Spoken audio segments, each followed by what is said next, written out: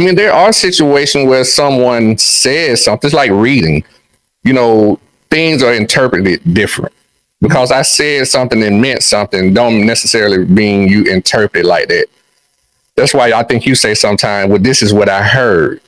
To clarify, no matter what you said, but this is what I heard, right? It's really to give you an opportunity to say, well, that's not quite what I meant. So now we can open the dialogue so that we can get on the same page. No matter what the gaslighter say to the person who's being abused, it won't matter because the gaslighter is going to keep throwing gas on the fire no matter what that person says. They're going to keep doing whatever it takes to keep you confused, which is why I brought up those two statements of believe what you want to believe, or that ain't what I said, that's how you took it. Because even if your intent is not to gaslight, if your significant other, this person who you say you care about, is actually coming to you and they're trying to gain clarity and you are refusing to help that process, you are allowing this individual to stay in a state of confusion. And when you have confusion and chaos in your relationship, it erodes that safety, security, and trust. No matter how frustrated you get that this individual is not quite getting what you're trying to say, it's important, if you care about him or her and the relationship, that you guys keep going until both of you are on the same page. If not, you are not doing anything but building on the chaos and building on the confusion and ultimately eroding away at the relationship. The relationship cannot sustain in confusion and chaos. So just to say, well, think what you want to think. Well, if you know that this individual is already thinking the wrong thing, why would you be comfortable to have somebody you say you love, care about, walking around confused about anything, when you have an opportunity to try to bring some clarity? Because what clarity does is it also brings about comfort and peace, which increases the trust. So if my goal is to continue to have trust in my relationship, then I don't want any confusion. I don't want any chaos. I don't want any doubt. So people say, well, that's her insecurity or that's his insecurity. That may be true. My question is, have you done anything that may actually pour gas on that fire that increases that insecurity?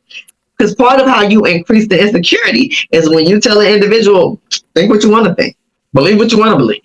And that's what you heard. Okay, well, shoot, run with it. Because all that does is it increases this level of doubt, which then increases my level of insecurity for you in the relationship. I like the word intent. I think that kind of, to me, it just put it in perspective for me. No matter how you kind of twist it now, to me, it's all really about the intent, which is part of the whole manipulating game. People can't see your intent. Right. It's not something tangible. So even though you know the intent of what you are or are not doing, you can't assume that your significant other does.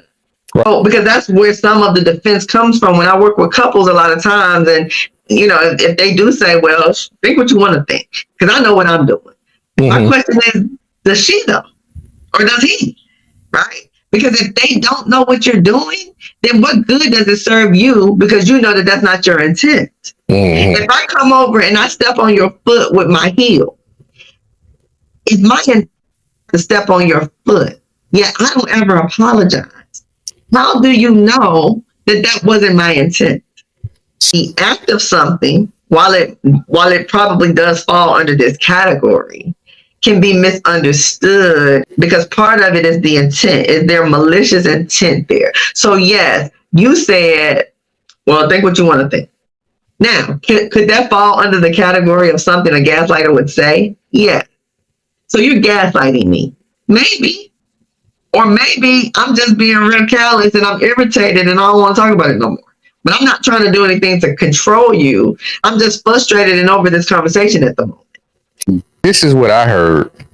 Damn, trying to figure out if he or she is a narcissist, gaslighting, or love bomb. If the shit don't feel right, it ain't right. Damn, trying to figure it out. It don't feel right, it ain't right. Don't overthink it.